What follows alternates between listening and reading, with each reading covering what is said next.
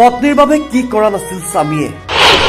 আনৰ চকু লাগিব বুলিও পত্নীক লুকুৱাই ৰাখিছিল স্বামীয়ে কিন্তু পত্নীয়ে নুবুজিলে স্বামীৰ মৰম সেই স্বামীৰ বুকুখন খুদা কৰি পত্নী পলাই গ'ল নুবুজিলো না জানিলো তোমাক পায়ো কিয় হেৰুৱালো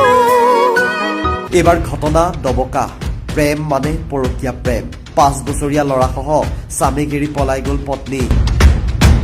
জানো ক'ত কেনাটো লাগিল সংসাৰখন দেখোন ঠিকেই চলি আছিল কিন্তু সিহঁতৰ সংসাৰত ৰিয়াজে আহি লগাই দিলে গণ্ডগোল ডবকাৰ ল'ৰা খুটাৰগাঁও 8 নম্বৰ ৱাৰ্ডৰ ৰিয়াজউদ্দিন বাপকৰ নাম আব্দুল মতলিব তাৰ ল'ৰাটো মোৰ ৱাইফক 9 তাৰিখ 3:30 বজাত উঠাই লৈ আহিছে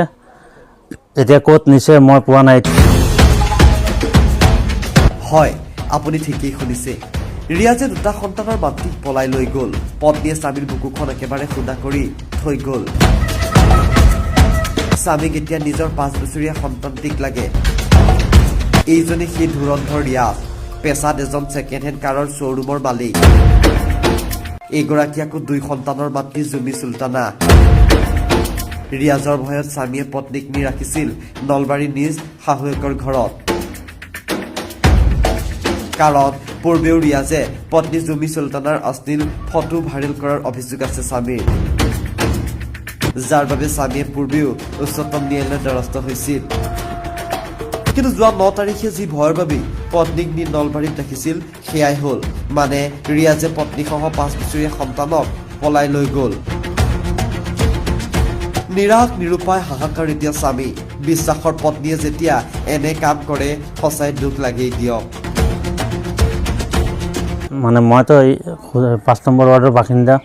ইয়াতে কাম কাজ কৰোঁ তাতে থাকোঁ তাৰপিছত মই নলবাৰীত মোৰ ৱাইফক ৰাখিছিলোঁ মোৰ ছোৱালী এটা ল'ৰা এটা তাতে ৰাখিছিলোঁ ৰাখাৰ পিছত ডবকাৰ ল'ৰা খুটাৰগাঁও 8 নম্বৰ ৱাৰ্ডৰ ৰিয়াজউদ্দিন বাপকৰ নাম আব্দুল মতলিব তাৰ ল'ৰাটো মোৰ ৱাইফক 9 তাৰিখ 3:30 বজাত উঠাই লৈ আহিছে এতিয়া ক'ত নিছে মই পোৱা নাই এতিয়া মোৰ হাউৰবুৰীয়ে এজাৰ দাখিল কৰিছে বেলচৰ থানাত দাখিল কৰাৰ পিছত এতিয়া ব্যৱস্থাটো ল'ব লাগে মাকৰ ঘৰত আছিলে মানে এই তাৰ আগতে এটা কেছ দিছিলোঁ তাক এই এনেকুৱা ফটো ভাইৰেল কৰিছে তাৰপিছত তাৰ হাইকোৰ্টতো কেছ দিয়া হৈছিলে তাৰপিছত আকৌ সি এইবিলাক কৰা আৰম্ভ কৰিছে এইটো কাৰণে মই ডবকাত মই থাকোঁ মই মোৰ ৱাইফক তাতে ৰাখিছোঁ তাৰ পৰা সি লৈ গ'ল আৰু ৰিয়াজউদ্দিনে গাড়ী শ্ব'ৰুম আছে শ্ব'ৰুম নামটোতো নাজানো তাৰ লগতে হেৰিৰ লগতে বিজনেছ কৰে হেৰি আমিৰৰ লগতে ছেকেণ্ড হেণ্ড গাড়ী বাইপাছত ডিপু বাইপাছত শ্ব'ৰুম আছে পলাই লৈ গৈছে মোৰ ল'ৰাটোক লৈ গৈছে 5 বছৰীয়া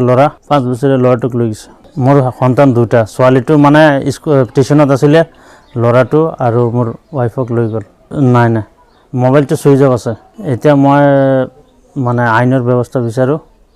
মানে মোৰ ল'ৰাটো লাগে আৰু ডবকা থানাত গৈছোঁ কৈছে ইয়াত নহ'ব বেলচৰ থানাৰ পৰা হেৰি হ'ব লাগিব তেতিয়া হ'ব